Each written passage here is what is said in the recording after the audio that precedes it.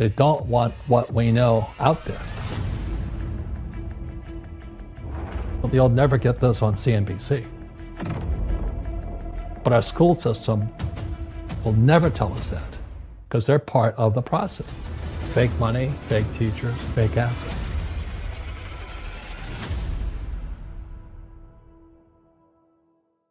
And I know the game of the rich. You know, my rich dad taught me, you know it because you're the banker. The game the bankers and the rich play is different than what they teach you in school. All over the world, what does school teach you about money? And the answer is nothing. And that's not a mistake. That's not an accident. I knew that, most people know that. But the way to keep the poor and middle class working hard is never teach them what the rich know. So if you read Rich Dad, Poor Dad, which came out in 1997, it's what the rich teach their kids about money, the poor and middle class do not. Poverty hurts. I mean, I don't like it. And I don't like that our academic system's so corrupt. You know, we know the banking system's corrupt. We know politics is corrupt. But academics is just as corrupt.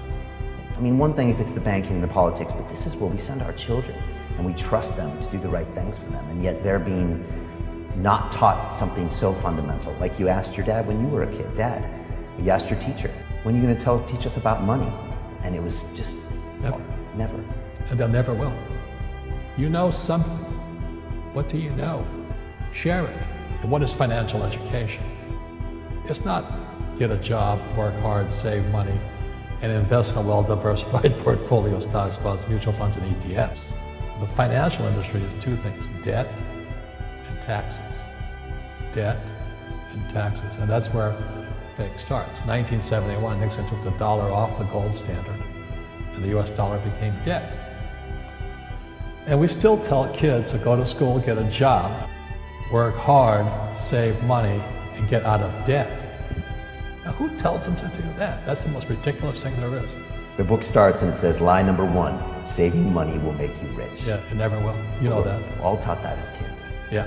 Why would you save it and why would you work for it if they can print it faster than you can work for it? Why do you keep saving when they're printing it? The rich don't work for money. Don't you touch that stuff. It's very subtle, right? Yeah. They don't say, I'm going to train you to be a worker bee the rest of your life, but they educate you in a way where that's what you come out. Right. What was he trying to do those first few months where you were working for him? What was he trying to get across to you? Because he taught you the hard way about money. And she says, if you're going to be successful in your life, you've got to find the best teachers.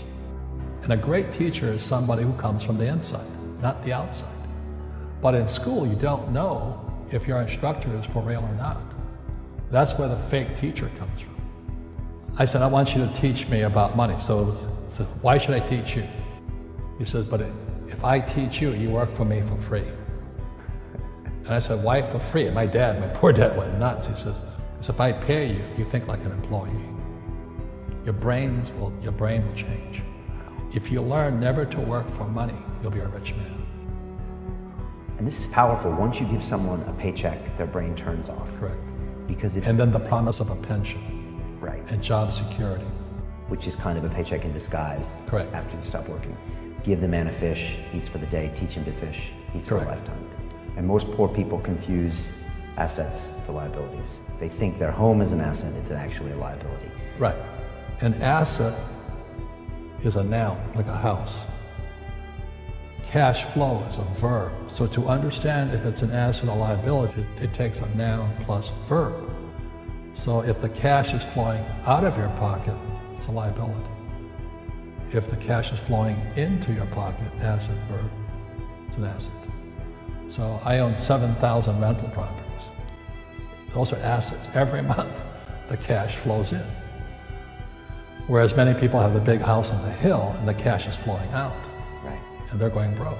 Right, it's like a frame of mind. The other thing the poor don't understand is the number one expense for most people is taxes. And yet we don't even see it. Isn't that weird? You walk around and you look at the paycheck and say, that doesn't seem right, and you don't realize that the government's got a huge hand in your pocket and you are doing nothing to minimize that. Again, This is what's very different about the rich and the poor. Well, the reason the rich don't work for money, is number one expense is tax. See, there's three kinds of income: earned, portfolio, passive. So earned income is if I get a job, that's earned income.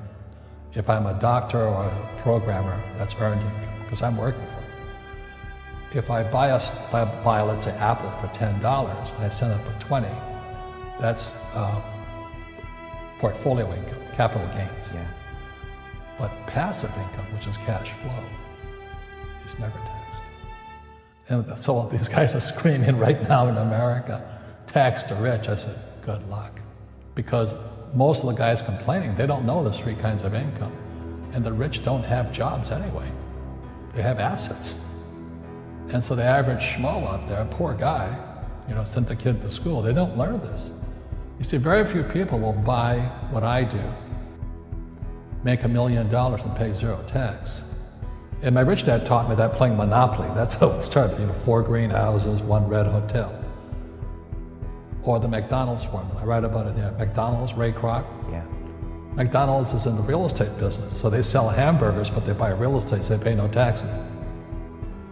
This guy Bezos, he's $16 billion. How much tax do they pay on that $16 billion? Zero. And that's all legal. Anyone can do it. Everybody can do but it. Most people lack the education. So once you learn how to use debt as money, you can never say, I can't afford it. See, because the banks will give you, so the banks, after the crash of 2008, the banks gave me $300 million tax-free.